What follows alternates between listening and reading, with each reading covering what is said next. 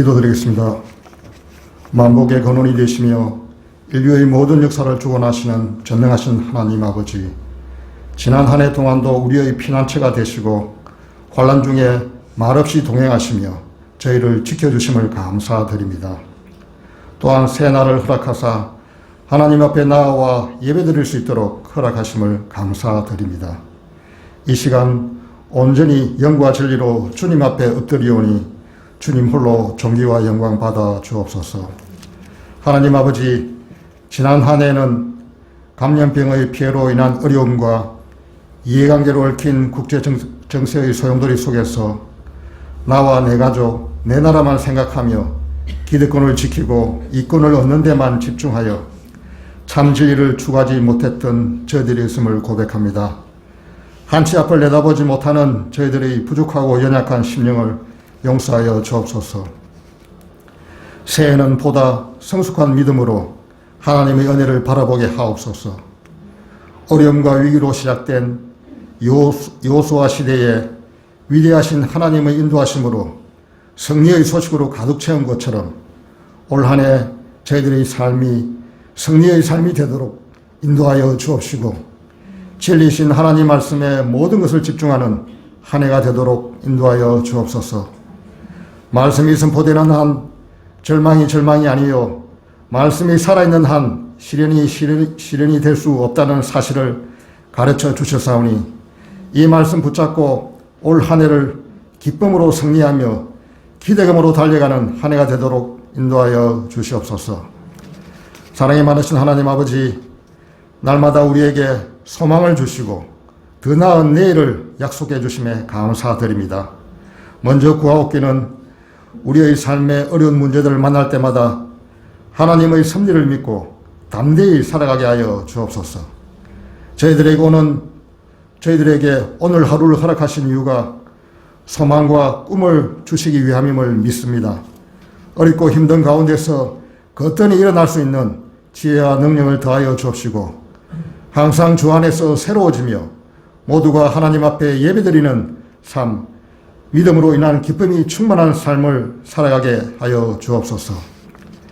교회의 머리가 되시는 하나님 아버지, 올해는 저희 교회가 말씀을 사모하고 기도에 힘쓰므로 하나님을 경외하며 부족함이 없는 공동체가 되길 원합니다.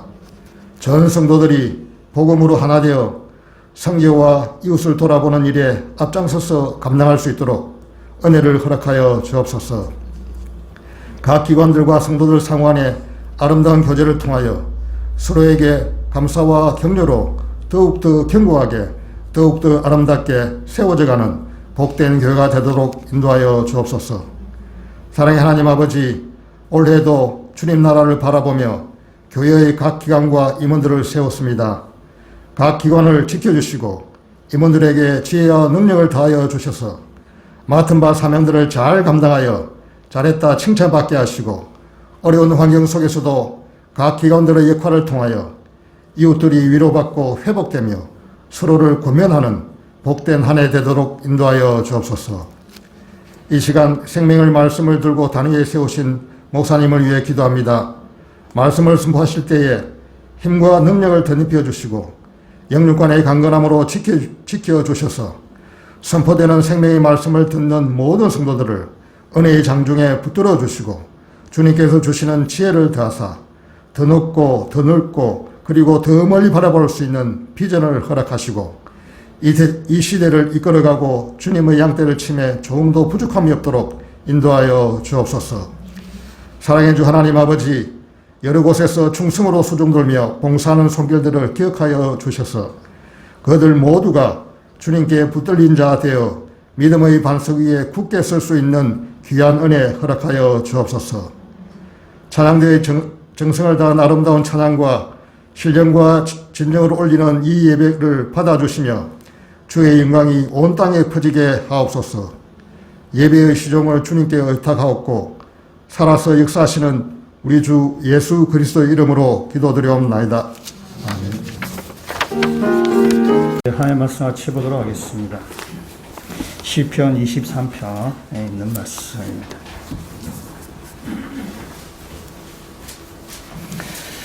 시편 23편의 말씀인데 시편 23편의 말씀을 좀 암송을 하시면 좋겠다는 생각이 들고요. 그래서 암송하실 수 있으신 분 암송을 하시고 좀 안 되신 분 좀 힐끔힐끔 참고하시더라도 한번 같이 한번. 다음 주에는 이제 힐끔힐끔도 안 됩니다. 다음 주에는 다 같이 암송하도록 하시도록 하겠습니다.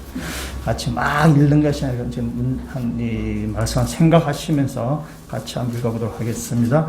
여호와는 나의 목자시니 내게 부족함이 없으리로다. 그가 나를 푸른 풀밭에 누이시며 쉴만한 물가로 인도하시는도다. 내가 오늘 소생시키시며 자기 이름을 위하여 의의 길로 인도하시는도다.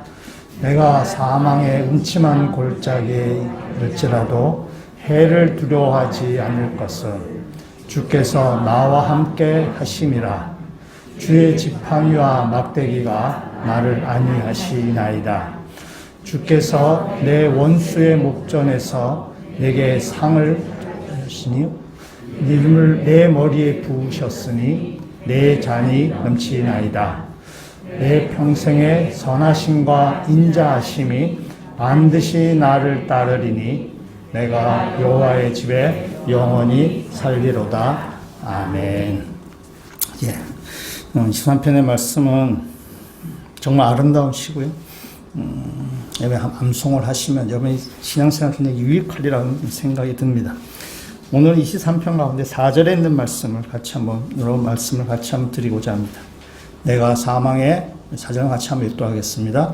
내가 사망의 음침한 골짜기를 닿을지라도 해를 두려워하지 않을 것은 주께서 나와 함께 하심이라.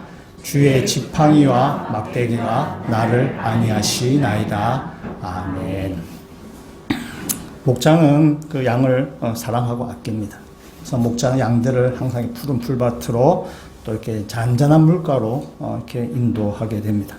그런데 건기가 되면, 그러니까 여름이 되면은 이래 푸른 풀밭은 이제 점점 이렇게 사라지게 됩니다.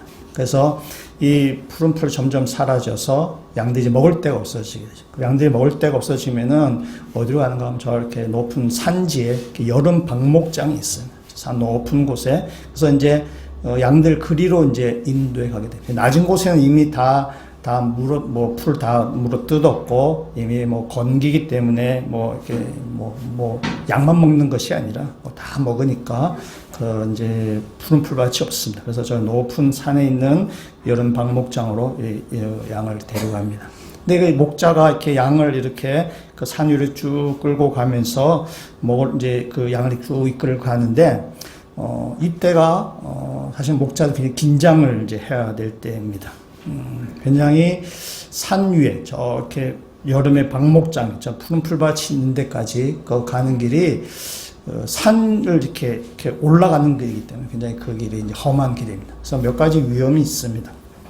무엇보다도 이제 계곡을 가야 되죠. 산 골짜기를 가야 되기 때문에 그 낭떠러지의 위험도 있고, 급한 경사지의 위험도 있고, 그래서 양이 눈이 좋지 않으니까 양을 자칫하면은 그 낭떠러지에 이렇게 떨어져서 큰 해를 이제 당하게 되기도 합니다.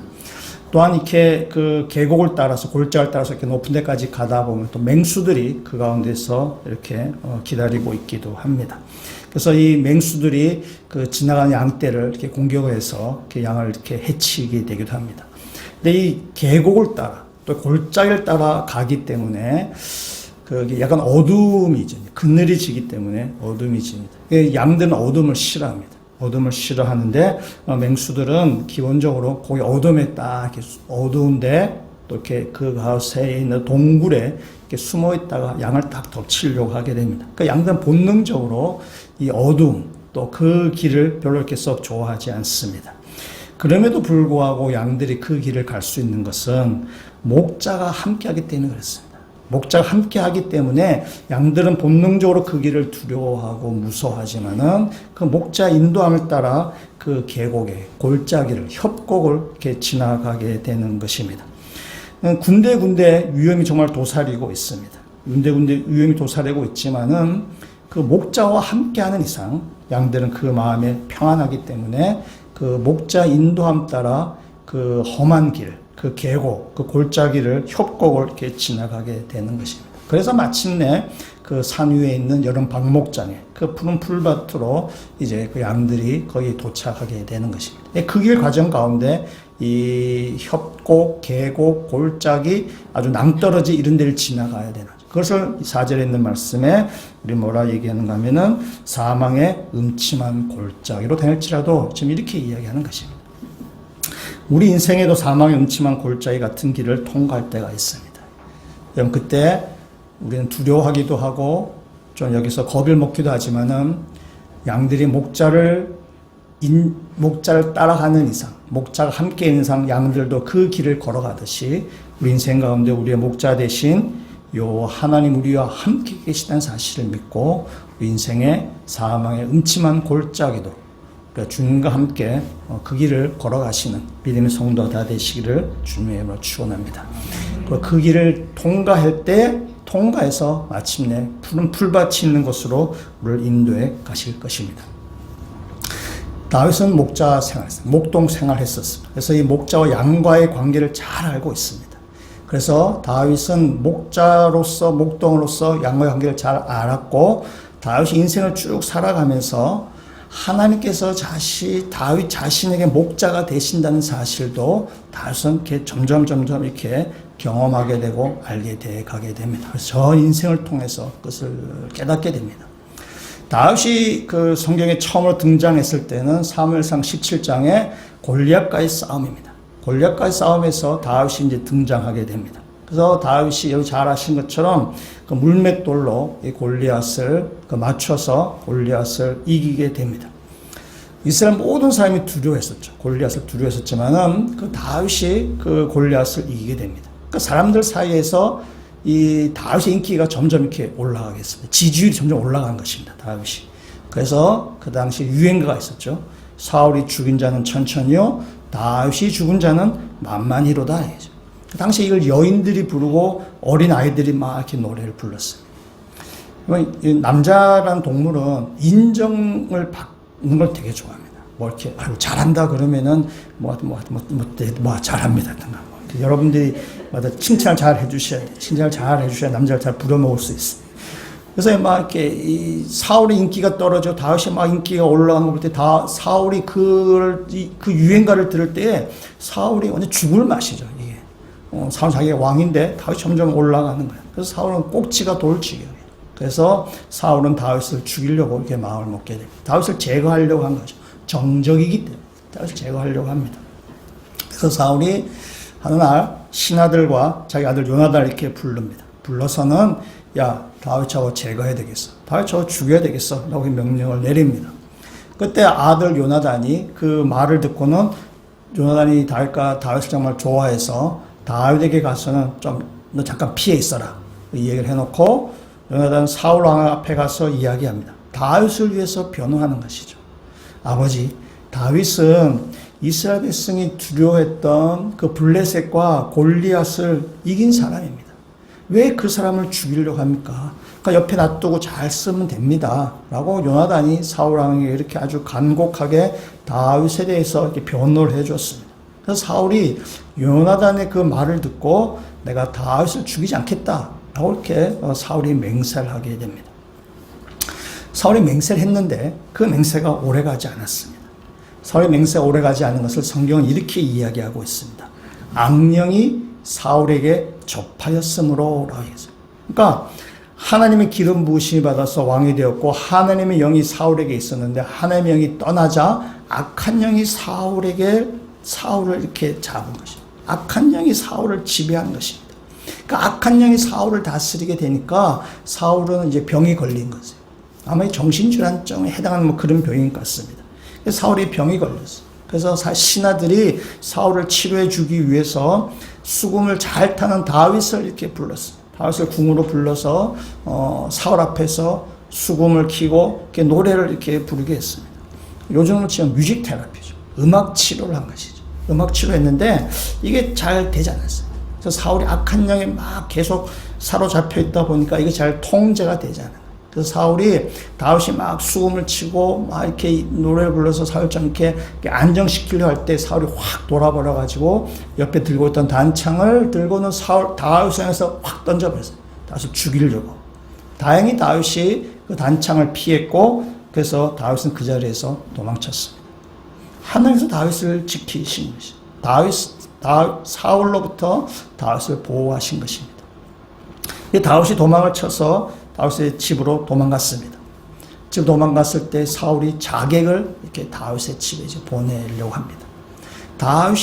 사울이 자꾸 내가 사울과 헷갈리는데 사울이 다윗을 죽이려고 이렇게 자객을 보내는 것을 다윗의 아내 미갈이 눈치를 챘습니다. 그래서 눈치를 채갖고는 다윗이 눕는 그 침상에다가 드라빔을 이렇게 놔둬서 사람이 마치 누워있는 것처럼 이렇게 이렇게 이불을 덮어놓은 다음에 다윗은 창문을 통해서 도망치게 했습니다. 자객들이 다윗의 집을 닥쳤습니다. 들이닥쳤는데 이 다윗은 도망간 그런 상태입니다. 다윗의 아내였던 미갈의 지혜로 다윗이 그 위험의 위기에서 모면당한 거예요. 그러니까 미갈은 사울의 딸입니다. 그러니까 다윗이 골리앗을 물리쳤을 때 그 보상으로 사울이 자기의 딸 미갈을 다윗에게 아내로 준 것이죠. 그럼 다윗은 사울의 사위가 되는 거죠. 그러니까 다윗은 이때 굉장히 마음에 좀 상처를 받았을 것 같아요. 장인이 사위를 죽이려고 한 거죠. 그래서 다윗의 마음에 좀 상처를 받았을 것 같고, 근데 어떻든 간에 그 미갈의 지혜로 인해서 다윗은 그 죽음의 위기에서 이렇게 벗어나게 됩니다. 그렇게 해서 다윗이 가까스로 도망을 쳐서 사무엘에 있는 라마나요스로 도망가게 됩니다. 그 라마나요스는 사무엘의 선지자로서 선지자 학교도 있고 거기서 뭐 이렇게 사람들을 모아서 가르치었던 거죠. 그곳에서 사무엘이 인도하는 그 대부흥회에 다윗이 거기에 참석하게 되는 것이죠. 다윗이 라마나요스에 있다는 그 정보를 사울이 입수했습니다. 그래서 사울이 군인들을 모읍니다. 군인들을 모으고는 이제 명령을 내렸어요. 다윗을 죽이려고 보내는 것입니다. 다윗을 죽이려고 다윗을 죽이려고 사울이 군대를 모아서 라마나요스에 보내죠. 지금 라마나요스는 부흥회를 하고 있는 거예요. 사람들이 모여서. 그러니까 쉽게 하면 예배를 드리고 있는 거예요. 예배를 드리고 있는데 거기에 군인들이 이제 거기에 이제 들어가는 것입니다. 그러니까 군인이 들어갔을 때 예배 드리는 사람은 그냥 당할 수밖에 없는 상황이죠. 뭐 예배를 드릴 때 무장하고 예배 드리는 건 아닌 거니까. 그때 사울이 보낸 군인들이 거기 와서 사람들 죽이려고 합니다. 근데 사울의 군인들이 거기서 급습을 해서 다윗을 죽이려고 할 때에 하나님의 영이 군인들에게 임했습니다. 그래서 그 군인들이 예언을 막 하게 되는 거죠. 다윗을 죽이려 했던 사람들이 그냥 은혜를 받은 거죠. 그 자리에 와서. 그래서 다윗을 잡으려고 보냈던 군인들이 다윗을 잡기는커녕 부흥에서 큰 은혜를 봐서 예언을 하고 하나님의 영에 충만케 된 것입니다. 그러기를 3번에 걸쳐서 그렇게 됩니다. 사울 첫 번째 군인을 보냈는데 얘네들이 은혜를 받았어요. 그래서 사울이 또다시 군인을 또 보냅니다. 또 보냈는데 또 은혜를 받은 거예요. 3번째 또 보냈어요. 3번째 또 보냈는데 이 3번째 군인들도 또 은혜를 받아갖고는 다윗을 죽이긴커녕 거기서 막 예언하고 막 그렇게 하고 있는 것입니다. 사울이 확 돌아버렸어요. 사울이 확 돌아버려서 사울이 직접 다윗을 잡으러 가겠다고 해서 사울이 가게 됩니다. 그 이야기가 나오는데 앞에 성경 말씀만 보도록 하겠습니다. 사무엘상 19장 23절에서 24절에 있는 말씀입니다. 같이 한번 읽어보도록 하겠습니다. 사울이 라마나요스로 가니라. 하나님의 영이 그에게도 임하시니 그가 라마나요스에 이르기까지 걸어가며 예언을 하였으며 그가 또 그의 옷을 벗고 사무엘 앞에서 예언을 하며 하루 밤낮을 벗은 몸으로 누웠더라. 그러므로 속담에 이르기를 사울도 선지자 중에 있느냐 하니라. 아멘. 이 말씀 잘 보시면은 사울이 라마나요스에 도착하기도 전에 하나님의 영이 사울에게 임했어요. 그래서 사울이 막 예언을 하면서 라마나요까지 지금 가는 것입니다. 그리고 라마나요에서 사무엘 앞에서 자기의 옷을 다 벗고 하루 종일 예언하고 그렇게 하고 있는. 그래서 마지막 부분에 뭐라 얘기하느냐. 사람들이 얘기해줘. 속담에 있다죠. 사울도 선지자 중에 있냐라고 하죠. 이 말은 조롱하는 이야기입니다. 사울이 선지자가 됐대 이런 어떤 긍정적인 말이 아니라 야, 사울도 선지자였어? 뭐 이런 식으로 조롱하는 뭐 그런 이야기입니다. 그러니까 이 사울이 다윗을 죽이려고 했던 여러 번의 시도가 지금 다 실패로 돌아간 것이죠. 사울의 입장에서는 실패이지만은 다윗의 입장에서는 이거는 생명의 위험으로부터 구원받은 사건입니다. 제가 지금 말씀드렸던 것은 사무엘상 19장에만 나오는 이야기입니다. 그러니까 사무엘상 19장에는 사울이 다윗을 죽이려는 시도가 4번이나 지금 이루어지고 있는 것입니다. 4번이나 이루어지고 있는데 그 모든 시도가 다 실패로 돌아간 것입니다. 그러니까 다윗이 생명의 위기를 만날 때마다 하나님께서 다윗을 지키시고 보호하신 거죠. 하나님께서 다윗과 함께 하셨던 것입니다. 사울의 아들 요나단을 통해서 또한 그 단창으로부터 다윗을 지키시고 사울의 딸 미가를 통해서 또한 그 사무엘 앞에 라마나에서 아주 무방비 상태에 있던 그 다윗과 거기 있던 사람들을 하나님께서 기가 막힌 방법으로 다윗을 그 사울의 칼에서부터 구원해 내신 것입니다. 그러면 사무엘상 19장에 나오는 이야기인데 다윗이 등장한 것은 17장부터입니다. 그러면 이 이야기는 다윗이 초창기 때 겪었던 일이라는 것입니다. 근데 이것으로 끝나는 것이 아니라 다윗은 그 평생에 걸쳐서 사울의 유혹으로부터 계속 그 과정을 겪게 됩니다. 그래서 우리가 사무엘 말씀 보시면은 다윗이 큰 위기를 만날 때가 많이 나오죠. 사울에게서 큰 위기를 만날 때가 많이 나오는데 그때마다 하나님께서 다윗을 지키시고 계신 거죠. 그래서 사망의 음침한 골짜기를 다닐지라도 해를 두려워하지 않을 것은 하나님께서 다윗과 함께 계셨단다. 다윗과 함께 계셨기 때문에 다윗이 그 위험으로부터 다윗이 안전하게 그 길을 걸어갈 수 있게 되는 것입니다. 그 다윗은 확실히 깨달은 거예요. 처음부터 내가 사망의 음침한 골짜기를 다닐지라도 해를 두려워하지 않을 것은 주께서 나와 함께 하시니라. 나와 함께 하시기 때문에 그 위험도 이겨낼 수 있다는 것입니다. 그래서 다윗은 또 이렇게 이야기하기도 합니다. 우리 시편 27편에 있는 말씀을 한번 보도록 하겠습니다. 27편 1절과 2절에 있는 말씀을 같이 한번 읽어보도록 하겠습니다. 여호와는 나의 빛이요 나의 구원이시니 내가 누구를 두려워하리요. 여호와는 내 생명의 능력이시니 내가 누구를 무서워하리요.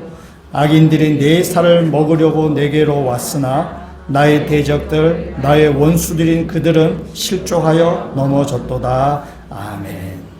다윗의 얘기죠. 하나님께서 나의 목자가 되어주셨기 때문에 다윗은 사울과 그의 목숨을 찾는 대적들을 다윗은 두려워하지 않은 것입니다. 어떠한 가운데도 하나님께서 다윗을 지키시고 보호한다는 사실을 다윗은 계속해서 경험하는 것이죠. 그래서 하나님이 나의 목자가 되신다. 하나님이 나와 함께 계시기 때문에 내가 원수들도 대적들도 내가 두려워하지 않는다라고 얘기하는 것입니다. 우리도 일단 살아가면서 다윗과 같이 사망의 음침한 골짜기를 다닐지라도 하나님께서 우리와 함께 하시를 믿는 주의 백성들 되시기를 주님으로 축원합니다. 이 목동들이 양을 칠 때에 이 막대기와 지팡이를 가지고 이렇게 치게 되는데요. 이 목동들이 처음에 이제 그 아버지로부터 이제 양떼를 이제 물려받아서 양떼를 이렇게 돌보게 될 때에 이 목동들은 자기 체격과 자기 힘에 맞는 이 막대기와 지팡이를 만드는 일에 굉장히 공을 많이 들입니다. 근데 그걸 자기 몸에 딱 맞는 걸 가지고 있어요. 자기가 능수능란에 쓸 수 있는 도구를 이렇게 만들어가는 것이죠. 그래서 숲에 들어가서 적당한 나무를 가지고 와갖고는 그 나무를 잘 이렇게 다듬고 손질하고 아주 정성 들여서 오랜 시간 걸려서 이 막대기와 지팡이를 만들게 됩니다. 거기에 굉장한 그 자부심을 내가 이제 목동이 됐다. 내가 양떼를 치는데 어떤 그 독립을 했다. 뭐 그런 의미에 있어서 이 막대기와 이 지팡이를 아주 소중하게 그가 다루게 됩니다. 그래서 이 막대기를 다 만들고 나면은 이제 목동들은 그걸 가지고 이제 목표물을 맞추는 연습을 합니다. 그러면 목표물을 맞출 때 연습도 뭐 오랜 시간 걸려야 되겠죠. 몇 날 며칠 걸려서 이 막대 가지고 목표물을 맞추는 걸 자기 몸이 익숙할 때까지 그렇게 연습을 하게 됩니다. 그래서 이 막대기라는 단어를 제대로 번역하면 몽둥이라고 얘기할 수 있습니다. 여러분 야구 방망이처럼 생겼다고 생각하십니다. 손잡이는 가늘고 이제 끝에 가면서 좀 두꺼워지는 것이죠. 그래서 이 막대기가 자신과 양떼를 지키게 되는 무기가 되는 것입니다. 이 목자는 막대기를 가지고 양을 보호해야 되는 것입니다. 맹수가 나타나거나 뭔가 위협하는 것이 나타나면 이 막대기를 가지고 그 맹수와 대항해서 싸워야 되는 것입니다. 한 선교사님의 경험을 얘기했었는데요. 이 선교사님이 아프리카 케냐에 이제 그 코끼리 사진을 막 찍을 때였습니다. 그래서 코끼리 사진을 찍기 위해서 그 마사이족의 목동과 함께 그걸 갔습니다. 산 마루 위에서 이렇게 밑을 보니까 코끼리 떼들이 막 있는 것입니다. 그래서 이 코끼리 떼를 숲 밖으로 좀 이렇게 몰아내기 위해서 아주 큰 바위를 이렇게 언덕 아래로 이렇게 굴러뜨리도록 했습니다. 그래서 그 여러 사람이 그 힘을 모아서 큰 바위를 이렇게 막 이렇게 굴려서 밑으로 딱 내려 보냈는데 그 바위 밑에 꽈리를 틀고 있던 코브라가 한 마리 있었던 것입니다. 그래서 코브라가 확 이렇게 막 올라가지고 막 이렇게 공격하려고 할 때에 이 마사이족 목동이 그 막대기를 던져서 그 코브라를 이렇게 직사시켜 버린 것입니다. 그러니까 무슨 말이냐? 목동은 이 마사이족 목동은 큰 바위를 굴리는 가운데도 이 막대기를 놓치지 않고 있다는 거예요. 꼭 막대기를 들고 있었다는 것입니다. 그러니까 이 목동의 막대기가 그 선교사님과 그 일행을 그 코브라의 위험으로부터 이렇게 지켜주었다는 것입니다. 그것이 바로 막대기예요. 여러분 이 막대기를 NIV 영어 성경에는 로드라는 단어로 번역했어요. 아로디라는 단어로 번역을 했는데 이 아로디라는 이 로드라는 이 단어의 속어의 뜻에 뭐가 있는가 하면은 카우보이나 서부 목축업자들이 차고 다녔던 권총이라는 단어를 가지고 있습니다. 그러니까 이 막대기라는 의미는 권총으로 발전되었다는 거죠. 그러니까 자기 생명을 지키고 자기가 키우는 목축들, 뭐 소나 양이나 뭐 그런 것들을 지키는 도구가 바로 이 막대기라는 것입니다. 그래서 이 목장에서 막대기는 양떼를 지킬 뿐만 아니라 자기 자신도 지키는 그런 무기 역할을 하게 되는 것입니다. 양들 가운데 가끔 양 무리에서 이탈하는 그런 양들이 있습니다. 대부분의 양들은 목자를 잘 따라가는데 가끔 이렇게 탈선하는 양들이 있습니다. 뭐 우리들도 그렇죠. 우리들도 잘 따라가는데 간혹가다 이렇게 엉뚱한 짓 하는 사람들이 있습니다. 그때 이 이탈하는 양에 대해서 이 목자가 그 막대기로 때리는 것입니다. 막대기로 때려서 그 양이 이탈하는 것을 좀 이렇게 방지하게 되는 거죠. 한두 대 맞고 돌아오면 좋은데 계속해서 말을 듣지 않으면은 더 세게 때리는 거죠. 더 세게 때려서 그 양을 이탈하지 않게 하는 거죠. 안 죽을 만큼 세게 때리는 거죠. 안 죽을 만큼 세게 때려. 그 다음에 이 양이 이탈하게 되면은 맹수에게 잡혀 먹히기 때문에 이 목자는 양을 세게 때려야 되는 거죠. 왜냐하면 무리에서 이탈하면 안 되니까. 그래서 세게 때려서 뭐 하여튼간 세게 때립니다. 그래갖고는 양이 잘 걷지 못할 때는 목자가 양을 메고 이제 이렇게 걸어가게 되는 것입니다. 하나님께서 우리에게도 막대기 역할을 할 때가 있는 거죠. 우리가 주의 말씀을 잘 순종해야 되는데 주의 말씀을 순종하지 않냐고 하나님의 말씀을 자꾸 이탈해 갈 때에 하나님께서 가만 놔두지 않죠. 왜냐하면 사탄에게 잡혀 먹히기 때문에 가만 놔두면은 이것은 하나님의 아들이 아니라 그건 하나님과의 관계가 없는 사람이 되는 거죠. 이탈해 갈 때 하나님께서 우리를 향해서 막대기를 드시는 거죠. 막대기를 들 때 처음엔 살살 때리는데 그 살살 때려도 말을 듣지 않으면은 세게 때릴 수밖에 없는 거죠. 다리 하나가 부러질 정도로 세게 때리는 거죠. 왜냐하면은 다리 하나 부러지는 게 낫지 아니면은 그 원수 사탄의 먹이가 되기 때문에 그런 것입니다. 우리가 고집이 세면 셀수록 세게 맞습니다. 그래서 하나님께서 우리를 때리실 때에 우리 막대기가 되셔서 우리를 때리실 때에 우리가 그 하나님의 막대기를 맞고 우리가 하나님의 뜻을 깨닫고 하나님을 따라가는 것이 그것이 지혜 있는 사람이고 그것이 참으로 복된 길로 가는 사람이 될 것이라는 사실입니다. 세게 맞기 전에 하나님께 돌아오는 것. 그것이 바로 지혜로운 사람입니다. 근데 맞는데 뭐 맞는지 아닌지도 모른다면 그럼 어쩔 수 없는 거죠. 그럼 결국 맹수에 잡혀 먹힐 수밖에 없습니다. 그래서 여러분 우리들이 영적으로 철이 들고 영적으로 지혜 있는 자가 되어서 우리가 때로는 만약에 막대를 맞을 때도 있잖아요. 막대 맞을 때도 있을 때 그때에 하나님의 막대 이런 걸 깨닫고 그래서 우리가 하나님의 말씀을 이탈하지 않도록 하나님의 말씀 가운데 그 말씀의 무리 가운데 함께 걸어가실 수 있는 믿음의 성도가 되시길 주의 이름으로 축원합니다. 지팡이는 있는데요. 이 지팡이는 어떤 의미에서 목자를 목자답게 보이는 도구입니다. 다른 직업은 이 지팡이를 가지고 있지 않습니다. 그 지팡이는 양을 보살피고 관리하는데 특화된 도구입니다. 소나 말이나 돼지는 이 지팡이를 사용하지 않습니다. 오직 양을 위해서 만들었고 양을 위해서만 사용하는 것입니다. 그 양의 유익된 도구가 바로 이 지팡이입니다. 지팡이는 우리가 뭐 그림 같은 데서 많이 보시는 것처럼 길쭉해서 창처럼 생겨서 끝은 뾰족합니다. 그래서 뭐 맹수가 오거나 하면 이렇게 뾰족한 걸 이렇게 뭐 찔러서 이렇게 맹수를 이렇게 접근하지 못하게 하고 이 손잡이 부분을 이렇게 고리처럼 이렇게 동그랗게 굽어져 있습니다. 동그랗게 굽어져 있어서 우리 우산에 이렇게 돼 있듯이 그래서 탈선하는 양이 있으면은 이 지팡이로 이렇게 양을 이렇게 잡아당기는 것입니다. 잡아당기는데 억지로 끌고 오는 것이 아니라 이렇게 양을 이렇게 해서 건드려서 양이 이렇게 돌아오도록 이렇게 하는 것이죠. 그래도 말을 듣지 않으면 그때 막대로 때리는 것이죠. 그래서 이 목자는 양을 이렇게 인도해 갈 때에 양을 때리지 않습니다.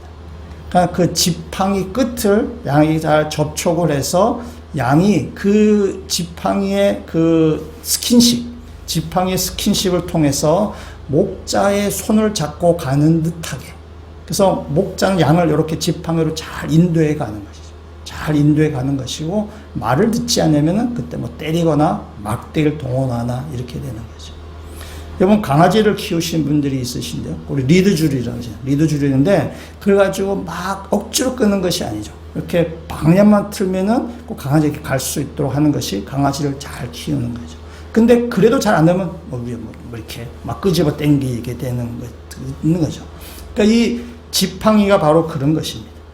마치 양이 목자의 손을 잡고 가는 듯처럼 그렇게 해서 양을 이렇게 살게 건드려줘서 이렇게 끌고 이렇게 동굴에서 양을 목을 끌고 가는 것이 아니라 이렇게 살 건드려줘서 양이 이렇게 잘 돌아가게 하는 것입니다. 그것이 바로 이 지팡이와 막대기예요. 이 목동이 가지고 있는 지팡이와 막대기 역할입니다. 근데 이 성경에 지팡이와 막대기가 사용된 부분들이 몇 군데 나옵니다. 그래서 이 지팡이와 막대기가 우리의 구원과 아주 직결되는 말씀들입니다. 이스라엘 백성이 애굽에서 노예 생활할 때에 하나님께서 모세를 보내셔서 이스라엘 백성을 애굽에서 구원해 내십니다. 구원해 내실 때에 10가지 재앙을 내려서 애굽을 심판하시는데 그때 모세는 지팡이로 다 일을 했습니다. 첫 번째 출애굽기 7장 17절에 있는 말씀을 보시면은 나일강을 피로 만드는 재앙을 하나님께서 내리시는데 7장 17절 말씀에 그걸 보시면 이래 되죠. 중간쯤 이래 되죠. 마지막 부분에 보시죠. 내 손에 지팡이로 나일강을 치면 그것이 피로 변하고 라고 되어 있어요. 그 다음에 8장 5절에 개구리 재앙이 있습니다. 개구리 재앙의 중간쯤에 말씀 보시면은 내 지팡이를 잡고 내 팔을 강들과 운하들과 모두에. 그래서 그 개구리 재앙이 나죠. 8장 16절에 티끌이로 바뀌는 재앙이 있습니다. 거기도 내 지팡이를 들어 땅에 티끌을 치라. 그 지팡이로 일하는 것입니다. 9장 23절에 우박과 불이 땅에 떨어진 재앙이 있습니다. 앞부분에죠. 모세가 하늘을 향하여 지팡이를 들매. 또 우박과 그 불이 땅에 떨어집니다. 10장 13절에 메뚜기 떼의 재앙이 있습니다. 모세가 애굽 땅에 그 지팡이를 들매. 그래서 개구리가 그 애굽 땅에 올라오게 되죠. 그래서 하나님께서 애굽에서 이스라엘 백성 구원할 때 하나님께서 모세를 통해서 구원하시는데 모세가 지팡이를 가지고 애굽을 심판하고 이스라엘을 구원해 내십니다. 그래서 이스라엘 백성이 이제 애굽에 그 10가지 재앙을 내린 다음에 이스라엘 백성이 애굽에서 이렇게 탈출합니다. 탈출해서 이제 이 하나님의 말씀을 따라가다가 그들이 홍해를 딱 만나게 되죠. 홍해를 만났을 때 앞에는 홍해바다고 뒤에는 애국 군대가 막 쫓아오고 있습니다. 진퇴양난의 상황이에요. 앞으로도 가지 못하고 뒤로도 가지 못하는 그런 상황입니다. 이스라엘 백성은 두려워했습니다. 그래서 하나님께 부르짖고 모세를 향해서 원망하고 뭐 이를 빠서 우리를 왜 데리고 나왔냐라고 막 따집니다.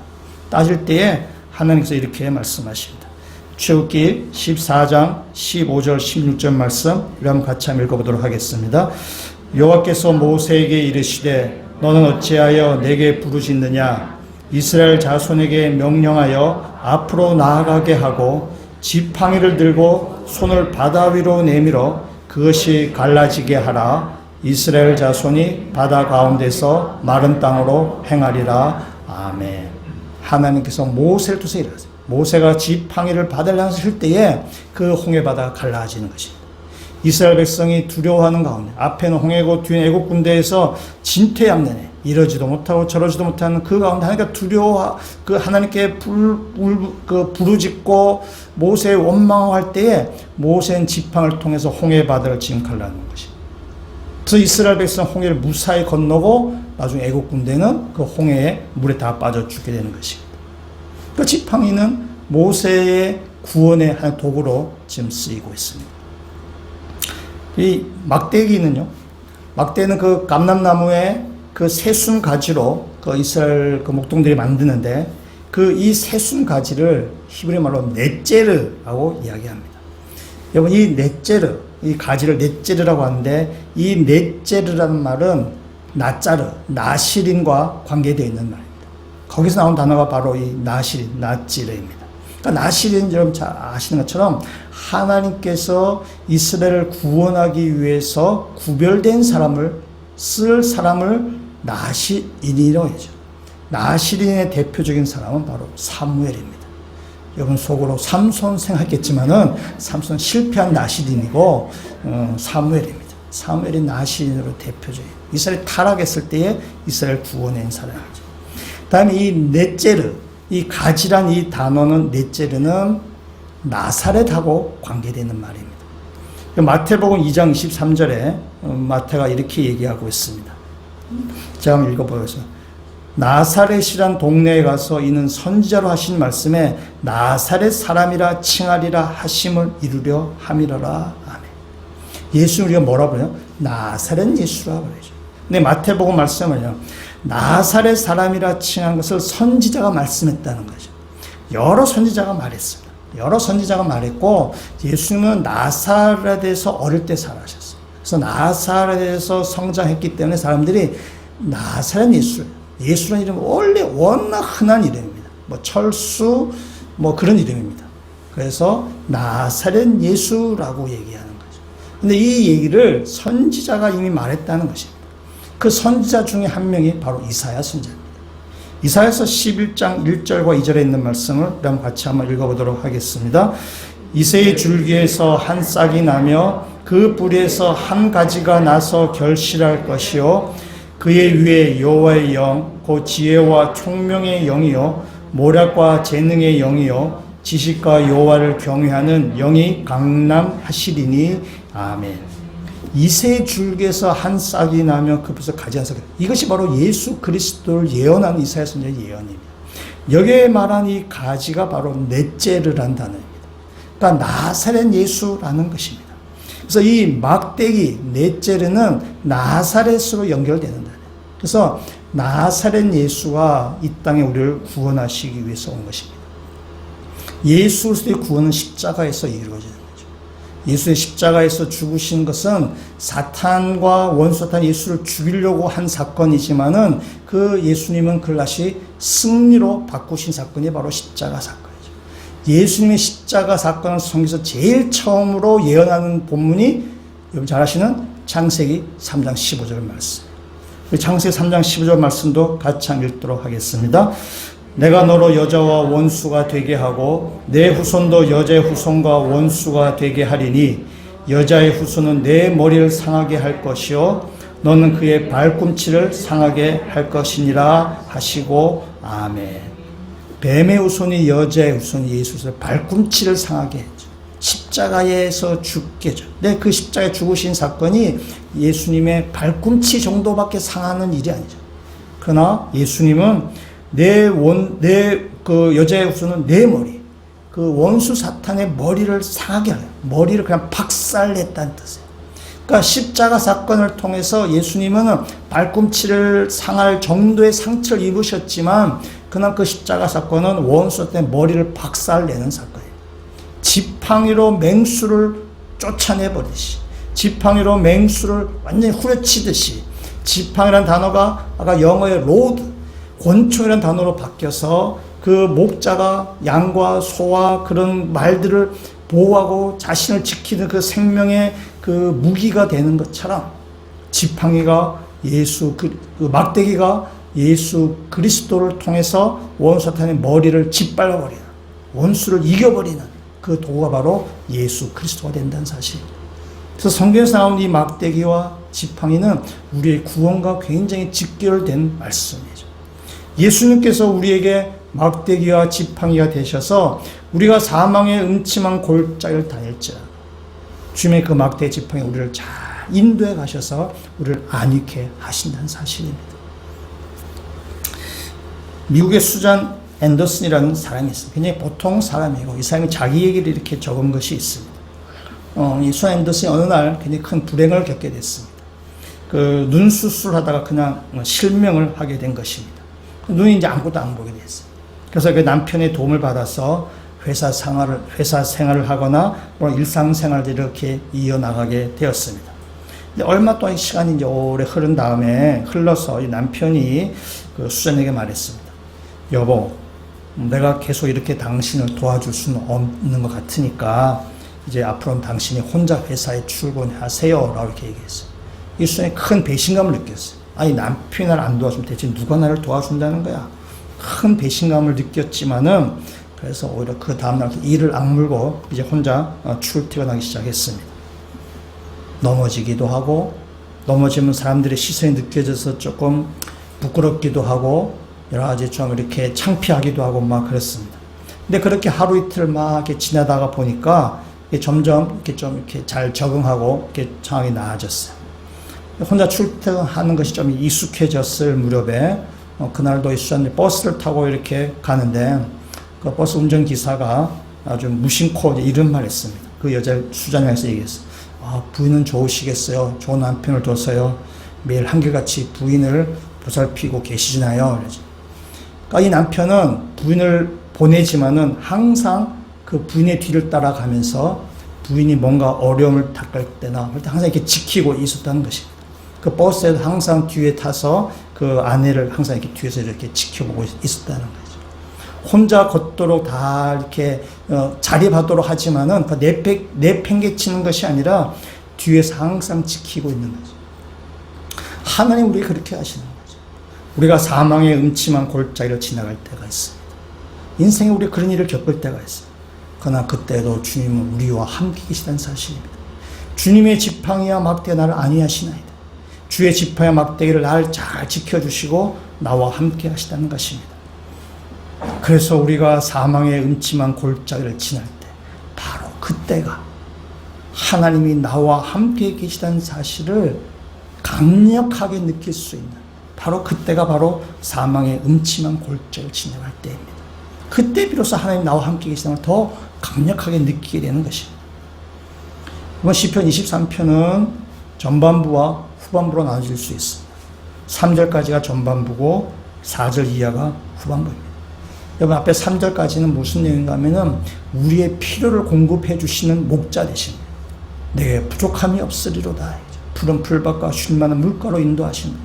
4절 이후에 나오는 내용들은 뭐냐면은 우리를 원수의 위협으로부터, 사망의 음침한 골짜기로부터 우리를 지키시고 보호하시는 내용이에요.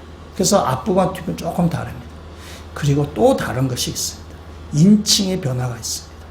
여러분, 앞부분에 3절까지 앞부분은 뭐냐면 하나님을 뭐라 얘기하는가 하면은 영어로 하면은 he, 3인칭으로 이렇게 이야기하고 있습니다. 2절에 있는 말씀부터 보시죠. 그가 나를 푸른 풀밭에 누이시며 그가 나를 쉴 만한 물가로 인도하시며, 하나님을 그 3인칭으로 부르고 있어요. 3절에도 그가 내 영혼을 소생시키시고 그의 이름을 위하여 그가 나를 의의 길로 인도하십니다. 근데 4절 이후로 오면 그것이 바뀌게 됩니다.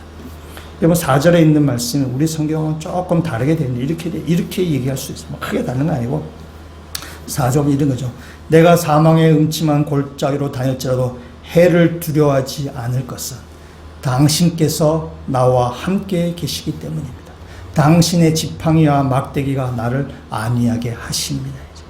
우리 성경은 주라고 되어 있지만은 이것은 뭐냐면 2인칭입니다. 당신이에요. 당신이 나와 함께 계십니다. 당신의 지팡이와 막대기가 나를 안위하십니다. 그래서 3인칭 그에서 2인칭으로 지금 바뀌게 된 것입니다. 여러분 이 말씀을 암송하실 때 우리가 주의 지팡이와 막대기, 그러니까 주가 우리가 얼핏 그와 비슷하기 때문에 우리가 얼핏 3인칭 생각하기 쉬운데 우리 성경은 주라고 되어 있지만 여러분은 2인칭을 생각하시고 암송해요.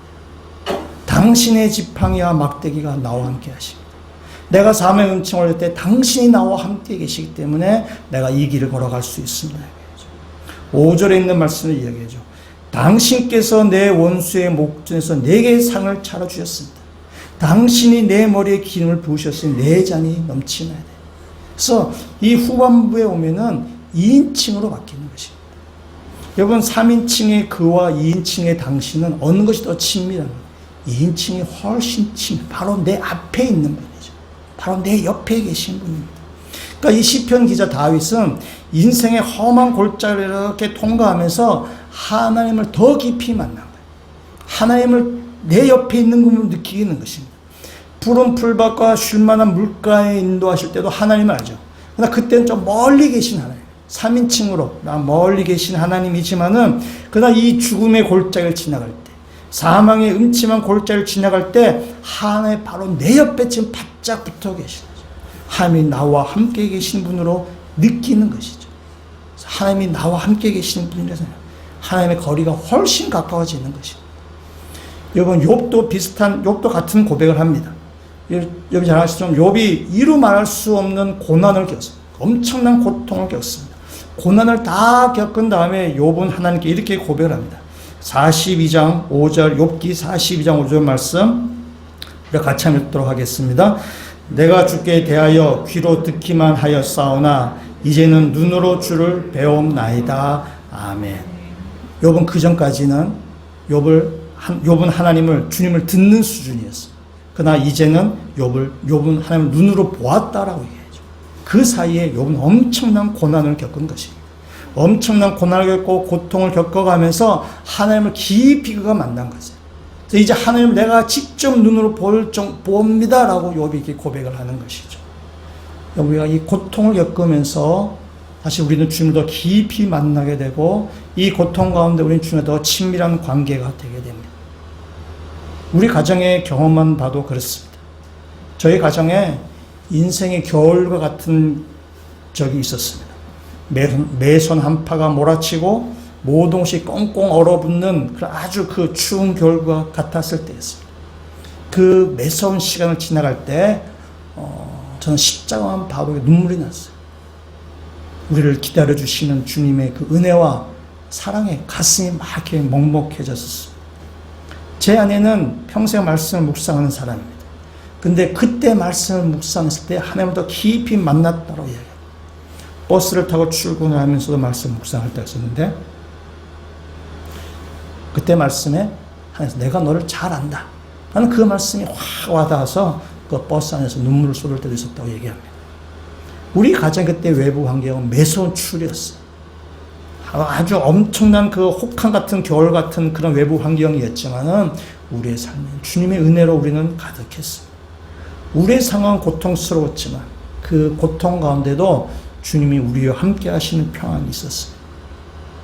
우리가 주님을 깊이 만났을 때가 바로 사망의 음침한 골짜기를 지나갈 때, 여러분 인생 가운데 그 사망의 음침한 골짜기를 지나갈 때가 있습니다. 이루 말할 수 없는 인생의 겨울 같을 때를 지나갈 때가 있습니다. 그러나 그때가 바로 주님을 깊이 만날 때의 기회입니다.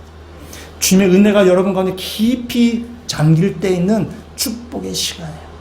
이번에 사망의 음침한 골짜기를 지나갈 때도 주님이 나와 함께 하십니다라는 그 고백과 주의 지팡이와 막대 나를 안위하신다는 그 믿음의 경험과 그 은혜의 경험을 맛보실 수 있는 믿음의 성도가 되시길 주님을 축원합니다. 목자는 양을 산 정상에 있는 그 푸른 풀밭으로 인도해 갑니다. 거기에 가면 먹을 것이 있습니다. 이 건기기 때문에 그렇죠. 그러나 그 길을 가기 위해서는 골짜기를 지나가야 돼요. 그 길을 가기 위해서는 낭떠러지를 지나가야 되고 맹수들의 위협을 지나가야 됩니다. 그러나 그 길을 지나고 통과하고 나면은 푸른 풀밭이 있습니다. 그 꼴이 많이 있는 곳에 그 길을 우리가 혼자 가는 것이 아니라 목자 되신 주님께서 우리를 그 길로 인도해 가신다는 사실입니다. 우리가 사망의 음침한 골짜기를 다닐지라도 우리의 목자 되신 주님이 우리를 인도해 가신다는 그 믿음을 가지고 우리 상황 가운데 어떠한 상황 가운데 있더라도 주님의 그 인도하심 따라 주의 목자 되심을 신뢰하며 그래서 사망의 음침한 골짜기를 지나가시는 모든 주의 백성들 되시기를 주님의 이름으로 축원합니다. 같이 한번 기도드리시겠습니다. 주님께서 우리를 평강과 복된 길로 인도해 가실 줄을 저희들이 믿습니다.